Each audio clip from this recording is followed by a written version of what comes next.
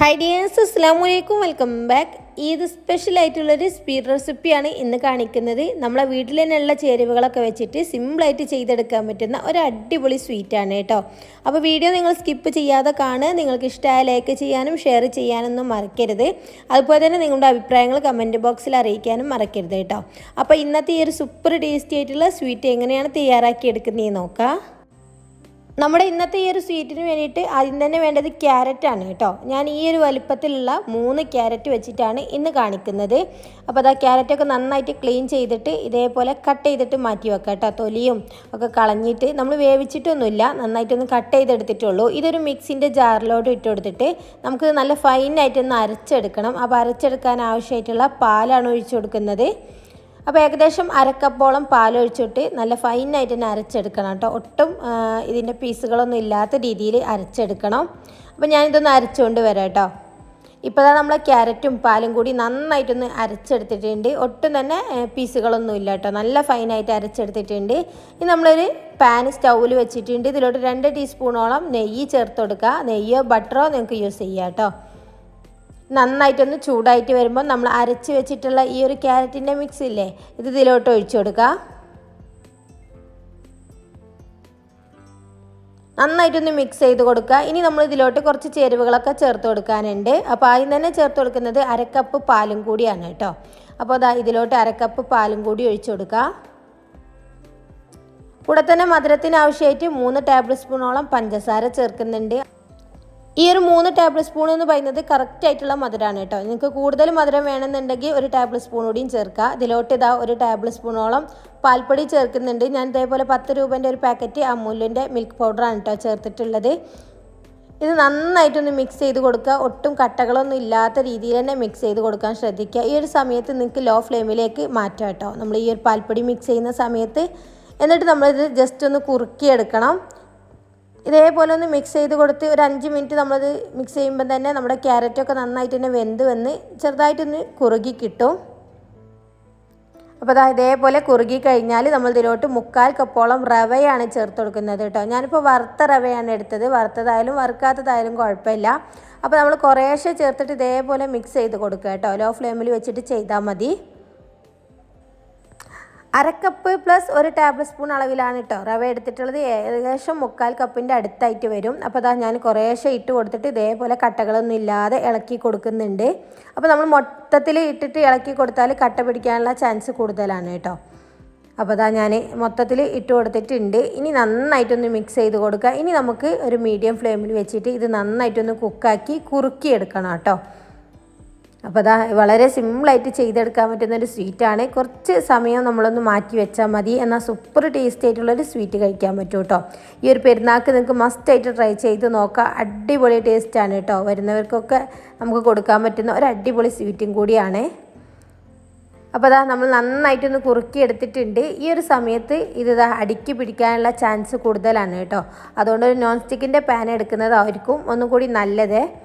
ഇനി നമുക്കത് ഒരു പ്ലേറ്റിലോട്ട് മാറ്റാം. ചെറുതായിട്ടൊന്ന് ചൂട് പോകാൻ വേണ്ടിയിട്ടാണ്. ഭയങ്കരമായിട്ട് ചൂടാറൊന്നും ചെയ്യേണ്ട. ചെറുതായിട്ടൊന്ന് ചൂട് പോകുമ്പോഴേക്കും തന്നെ നമ്മൾ ചെറിയ ചെറിയ ബോൾസ് ആക്കിയിട്ട് മാറ്റി വെക്കണം. അപ്പോൾ കയ്യിൽ കുറച്ച് നോർമലായിട്ടുള്ള വെള്ളം ആക്കി കൊടുത്താൽ മതി കേട്ടോ. അപ്പോൾ സിമ്പിളായിട്ട് നമുക്ക് ഉരുട്ടിയെടുക്കാൻ പറ്റും. ചൂട് പോയി കഴിഞ്ഞാൽ നമുക്കിത് പെർഫെക്റ്റ് ആയിട്ട് ഉരുട്ടിയെടുക്കാൻ പറ്റില്ല. അപ്പോൾ ചെറിയ ചൂടോടെ തന്നെ ചെയ്യാൻ വേണ്ടി ശ്രദ്ധിക്കുക. അപ്പോൾ ചെറിയ ചെറിയ ബോൾസ് ആക്കിയിട്ടാണ് ഉരുട്ടിയെടുക്കുന്നത്. നിങ്ങൾക്ക് ഇനി ഇതിനും ചെറുതാക്കണമെങ്കിൽ അങ്ങനെ ചെയ്യാം. ഇനി കുറച്ച് വലുതാ വേണ്ടതെന്നുണ്ടെങ്കിൽ അങ്ങനെയും ചെയ്യാം കേട്ടോ. ഇപ്പോൾ ഞാൻ ഈ ഒരു വലുപ്പത്തിലുള്ള ബോൾസ് ആക്കിയിട്ടാണ് മാറ്റി വെക്കുന്നത്. അപ്പോൾ ഉരുട്ടിയെടുക്കുന്ന സമയത്ത് കയ്യിൽ കുറച്ച് വെള്ളം ആക്കി കൊടുക്കുക കേട്ടോ. അങ്ങനെ ആകുമ്പോൾ കയ്യിൽ ഒട്ടിപ്പിടിക്കൂല. അതുപോലെ തന്നെ നമ്മളിത് ഉരുട്ടിയെടുത്തിട്ട് ഇത് സ്റ്റീം ചെയ്തെടുക്കണം. നമുക്കൊന്ന് ആവി കയറ്റി എടുക്കാനുള്ളതാണ്. അപ്പോൾ ഞാനിത് ഒരു ഇഡ്ഡലി തട്ടിൽ ഇതേപോലെ നമ്മുടെ ഇടിയപ്പത്തിൻ്റെ പാത്രമില്ലേ അതിൽ വെച്ചിട്ടാണ് സ്റ്റീം ചെയ്തെടുക്കുന്നത്. അപ്പോൾ ആദ്യം തന്നെ കുറച്ച് നെയ്യ് സ്പ്രെഡ് ചെയ്ത് കൊടുക്കുക കേട്ടോ, അല്ലെങ്കിൽ ഒട്ടിപ്പിടിക്കാനുള്ള ചാൻസ് ഉണ്ട്. എന്നിട്ട് ഇതേപോലെ മൊത്തം നിരത്തി വെച്ച് കൊടുക്കുന്നുണ്ട്. നമുക്കിത് പെരുന്നാളിൻ്റെ തലേന്ന് തന്നെ ചെയ്ത് വെക്കാൻ പറ്റുന്ന ഒരു സ്വീറ്റും കൂടിയാണ് കേട്ടോ. അപ്പോൾ ഇതേപോലെ ഞാൻ ഈ റാക്കിലോട്ട് വെച്ച് കൊടുത്തിട്ടുണ്ട്. ഇനി നമുക്കിത് സ്റ്റീം ചെയ്തെടുക്കാം. ഒരു 5 മുതൽ 8 മിനിറ്റ് വരെ ഇത് സ്റ്റീം ചെയ്തെടുത്താൽ മതി കേട്ടോ, മീഡിയം ഫ്ലെയിമിൽ വെച്ചിട്ട്. അപ്പോൾ ഞാനിതേപോലെ ഇഡ്ഡലി പാത്രത്തിൽ കുറച്ച് വെള്ളം വെച്ചിട്ട് ഇതിലോട്ട് ഇറക്കി വെച്ച് കൊടുക്കുകയാണ്. എന്നിട്ട് അടച്ച് വെച്ചിട്ട് ഇത് സ്റ്റീം ചെയ്തെടുക്കാം. ആ ഒരു സമയത്ത് തന്നെ നമ്മൾ ഇതിലോട്ടുള്ളൊരു പാലിൻ്റെ മിക്സ് റെഡിയാക്കി എടുക്കണം. അപ്പോൾ അതിനായിട്ട് ഇതാ ഞാനൊരു സോസ് പാൻ എടുത്തിട്ടുണ്ട്. ഇതിലോട്ട് 4 കപ്പ് അളവിൽ പാലാണ് ചേർത്ത് കൊടുക്കുന്നത്. അപ്പോൾ ഞാൻ ഈ എടുത്തിട്ടുള്ള അളവുകൾ എന്ന് പറയുന്നത് ഈ ഒരു വലിയ 3 ക്യാരറ്റിനുള്ള അളവുകൾ കറക്റ്റാണ് കേട്ടോ. അപ്പോൾ അതാ 4 കപ്പ് പാല് ചേർത്ത് കൊടുക്കുന്നുണ്ട്. ഇതിലോട്ട് മധുരത്തിന് ആവശ്യമായിട്ട് മിൽക്ക് മെയ്ഡാണ് കേട്ടോ ചേർത്ത് കൊടുക്കുന്നത്. അപ്പോൾ നിങ്ങൾ മിൽക്ക് മെയ്ഡ് തന്നെ ചേർത്ത് കൊടുക്കാൻ ശ്രദ്ധിക്കുക. അപ്പോഴാണ് നല്ല ടേസ്റ്റ് ഉണ്ടാവുക കേട്ടോ.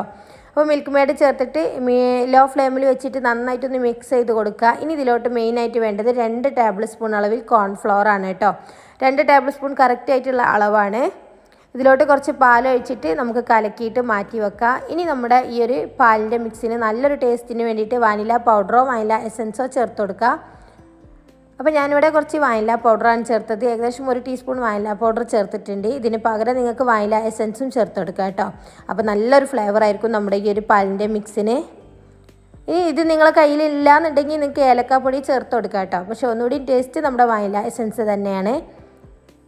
അപ്പോൾ അതാ ഞാനിവിടെ നന്നായിട്ടൊന്ന് ചൂടാക്കി എടുത്തിട്ടുണ്ട്. നമ്മുടെ പാൽ ഇവിടെ നന്നായിട്ട് ചൂടായിട്ട് വന്നിട്ടുണ്ട് കേട്ടോ. തിളയ്ക്കുന്നതിൻ്റെ തൊട്ട് മുമ്പ് തന്നെ ഇതിലോട്ട് നമ്മൾ കലക്കി വെച്ചിട്ടുള്ള കോൺഫ്ലവറിൻ്റെ മിക്സ് ഇല്ലേ, അത് ഒഴിച്ചു കൊടുക്കണം.